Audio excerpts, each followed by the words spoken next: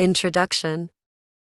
Franz Kafka once gave voice to the solitude of man and his or her task to find his or her own way. Kafka wrote the story of an imperial message, directly addressing the reader as the pathetic subject. From the farthest distance, a dying king ordered his herald to bring his whispered message. After confirming the accuracy of the message, the herald was sent breaking down obstructing walls and going beyond the great ones of the empire of the first.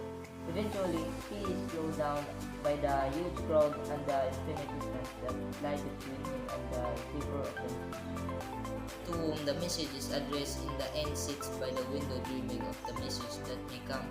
A professor once hypothetically presented such a situation by asking if early morning tomorrow you wake up so sure that there is no God. In fact, he was so confident in the ethical system that he came up with what he declares its systematic independence from religion and even asserted that it is religion that is in need of his foundational ethics and not vice versa.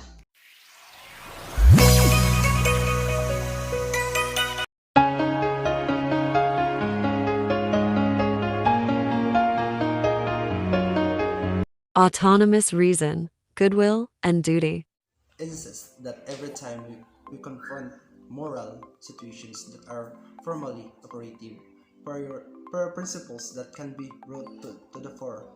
Kant's research on ethics has been named this is a reason, goodwill, and duty.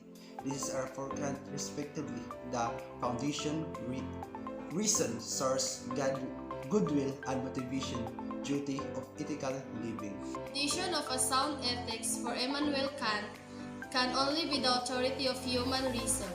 The voice of God is not heard directly today while man living is in passing world.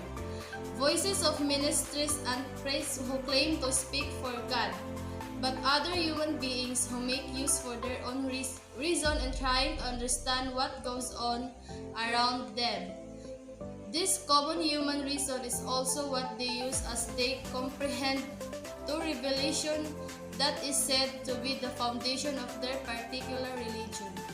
Human acceptance for external mandates also makes use of the same reason. Kant then tells us that reason itself can only be the sensible foundation of what is ethical for man. Autonomous reason ventures to know what is ethical not on the authority of what is external to the self but grounded on reason. If reason is the foundation of what is ethical for Kant, it turn its source can only be Godwill. Simply means that what is morally binding is written in reasons as doable for the human person. The moral authority for Kant is immanent in man, that is, the origin of ethical obligation for man is her own goodwill. Autonomous and universalizable. Obligation for the human person is something one's reason elects, and his her God dwells on simply as something she ought to do. In this sense, man as an end means the obligation cannot be passed on to others. If confronted by a particular situation, the human person, in his her integrity, as reason and God will, is obliged to their duty as the agent action. Obligation is a participation in this particular ethical event. If one member's, however, reason, as earlier mentioned, is always discursive in this execution. Dialogue with the self approximates a reaching out beyond the confined and determinations of oneself only. Kantian ethics and religion. Immanuel Kant fully established the independence of his ethics from religion via recognition of reason as the foundation, goodwill as the source, duty as the motivation of what obliges the human person, religions within the limits of reason. A religion is not true to itself, according to Kant, if it goes against what man ought to do.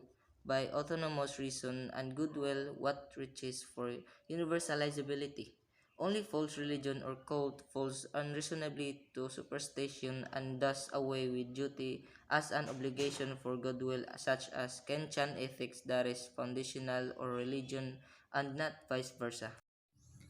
Kant is not against religion. For him, the value of religion rests on its reality as an opens to what one can hope for.